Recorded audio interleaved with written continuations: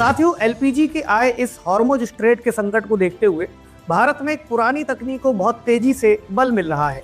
इसे कहते हैं इंडक्शन कुकटॉप, जिसके माध्यम से आप खाना बना सकते हैं बिना एलपीजी सिलेंडर के। तो इंडक्शन कुकटॉप में आग या गैस के बिना खाना पकाया जाता है। इसके अंदर ग्लास या सिरेमिक सतह के नीचे तांबे की एक तार की कॉइल होती है। जब हम इसका स्विच ऑन करते हैं तो अल्टरनेट करंट इस कुंडली यानी इस कॉइल से होकर गुजरता है। इससे बहुत तेजी से बदलता हुआ एक मैग्नेटिक फील्ड जनरेट होता है। यह चुंबकीय क्षेत्र ग्लास और हवा से आराम से गुजर सकता है, इसलिए कुकटॉप की सतह खुद गर्म नहीं होती।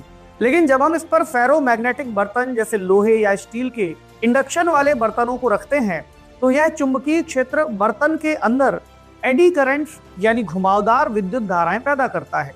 फैराडे के नियम के हिसाब से ये धाराएं बर्तन की विद्युत प्रतिरोधी सतह से टकराती हैं और जूल के नियम के हिसाब से ये गर्मी पैदा करती हैं। कुल मिलाकर कहें तो गर्मी बर्तन के अंदर ही बनती है, ना कि कुकटॉप पर।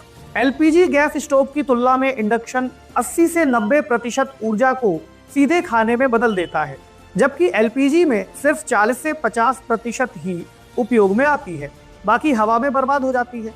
इसीलिए इंडक्शन में खाना तेज बनता है, बिजली बचती है और कोई खुली आग नहीं होती, इसलिए ज़्यादा सुरक्षित भी है।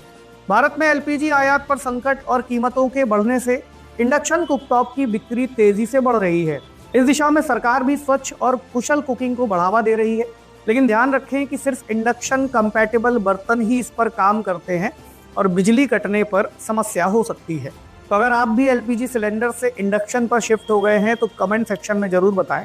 और ऐसे ही इंटरेस्टिंग टॉपिक्स को सीखने के लिए ज्वाइन कीजिए अनअकैडमी, जिसके स्पेशल ऑफर्स अभी लाइव है। Let's crack it.